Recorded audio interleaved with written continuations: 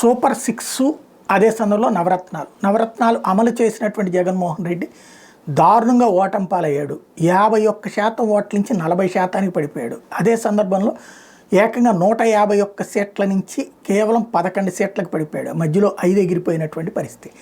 అట్లాంటి దాంట్లో నవరత్నాల కంటే అదనంగా సూపర్ సిక్స్ ఇస్తానని చెప్పేసి, అంతకంటే అతను 50,000 ఇస్తే ఏడాదికి మేము ₹1,00,000 ఇస్తామని చెప్పి అధికారంలోకి వచ్చినటువంటి తెలుగుదేశం పార్టీ తొలి 7 నెలలైనా ఇంతవరకు అమలు చేయకపోవడాన్ని నిలదీస్తూ వైఎస్ఆర్ కాంగ్రెస్ పార్టీ పదే సూపర్ సిక్స్ ఎక్కడా అంటే దశల వారీగా అమలు చేస్తున్నాం కదా, ఆల్రెడీ అమలు ప్రారంభించేసాం, పెన్షన్లు పెంచేసాం, అట్లాగే గ్యాస్ బండ పెంచేసాం, ఇచ్చేస్తున్నాం, ఇక నెక్స్ట్ కూడా దశల వారీగా ఇచ్చేస్తామని ప్రభుత్వం చెప్తూ ఉంటే అసలు నిజంగా జనం ఏం కోరుకుంటున్నారు?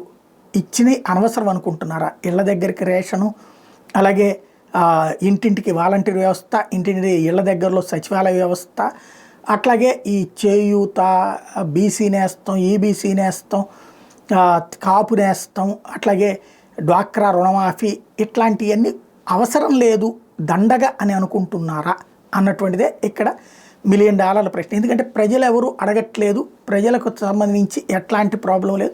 ఈవెన్ ధరలు పెరిగిపోయినటువంటి సందర్భం, కరెంటు ఛార్జీలు పెరిగిపోయినా కూడా ప్రజలు ఎవరు స్పందించట్లేదు.